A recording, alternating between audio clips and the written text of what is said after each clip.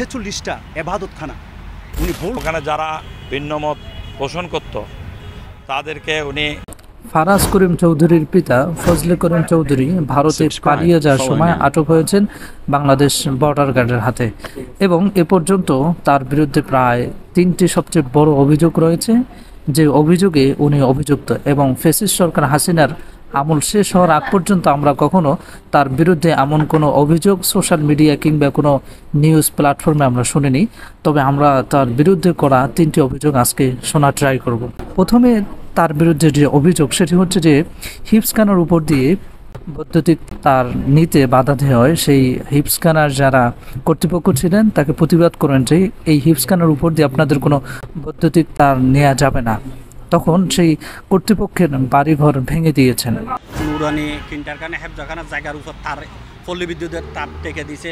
ওইটার যখন আমি মেইল দিছি প্রতিবাদ করছি, আমি আমার শাখা সভাপতি আমাদের ঘর ভেঙে দিয়েছে। বুঝেন, একটা হিপসখানার উপর দিয়ে সে তার নিতে চেয়েছিল তার ব্যবসায়িক কাজের জন্য, কিন্তু সেখানে তার কর্তৃপক্ষ বাধা দিতেই পারে, কারণ সেখানে জায়গা জমি বা মাদ্রাসা সেটা হচ্ছে সম্পূর্ণ তাদেরই। কিন্তু ফজলে করিম চৌধুরী কেন সেই কর্তৃপক্ষের বাড়িঘরকে ভেঙে দেবেন, এটা আপনারা কিভাবে মেনে নিতে পারেন আমি বুঝে আসে না।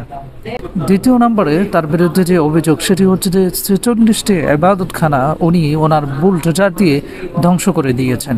পুরা রাউজান জুড়ে প্রায় আমাদের কাগতে আলিয়া গৌসুল আজম দরবার শরীফের 46টা ইবাদতখানা উনি বুলডোজার দিয়ে ধ্বংস করে দিয়েছেন। এটা যখন আমি শুনেছি তখন আমি শকড হয়েছি যে একজন ব্যক্তি এত বেশি ভয়ঙ্কর কিভাবে হন। বাংলাদেশের কোথাও মনে এমন কোনো ইতিহাস নেই যেখানে একজন এমপি এতগুলো ইবাদতখানা তিনি নিজের স্বার্থে ধ্বংস করে দিতে পারেন। কিন্তু বাংলাদেশের বিখ্যাত কন্টেন্ট ক্রিয়েটর মানবতা দরদি ফারাজ করিম চৌধুরীর পিতা ফজলে করিম চৌধুরী এই কাজটা করেছেন। 3 নম্বরে তার বিরুদ্ধে যে অভিযোগ সেটি হচ্ছে যে 50টি ব্যবসা প্রতিষ্ঠান উনি বন্ধ করে দিয়েছেন। অলমোস্ট এই 50-এর উপরে ব্যবসা প্রতিষ্ঠান উনি টোটালি তালা মেরে দিয়েছেন। 50টি ব্যবসা প্রতিষ্ঠানের সাথে কত কত মানুষ জড়িত রয়েছে, সেখান থেকে প্রত্যেক মানুষের ফ্যামিলির জন্য আয় হয়, সেটা দিয়ে তাদের ফ্যামিলিকে লিড দেয়। কিন্তু যখন 50টি ব্যবসায়িক প্রতিষ্ঠান যখন বন্ধ করে দেয় তার নিজের সাথে, তখন বুঝেন সেখানের অবস্থা কত বড় ভয়ঙ্কর। এবং তার বিরুদ্ধে আরও অনেকগুলো অভিযোগ রয়েছে, সেগুলো আমি এখানে উপস্থাপন করছি না। তবে তার বিরুদ্ধে সবচেয়ে বড় অভিযোগগুলো হচ্ছে এগুলো, যেখানে তিনি হিপসখানার উপর দিয়ে ওনার বৈদ্যুতিক তার নেওয়ার কারণে কর্তৃপক্ষ যখন বাধা দেয় সেটাকে উনি মানতে পারেননি এবং সেই কর্তৃপক্ষের বাড়িঘর উনি ভেঙে দিয়েছেন। দ্বিতীয় নম্বরে 46টির মতো ইবাদতখানা উনি বন্ধ করে দিয়েছেন, যেটা বাংলাদেশের ইতিহাসে যেটা আমরা কখনো শুনি নাই।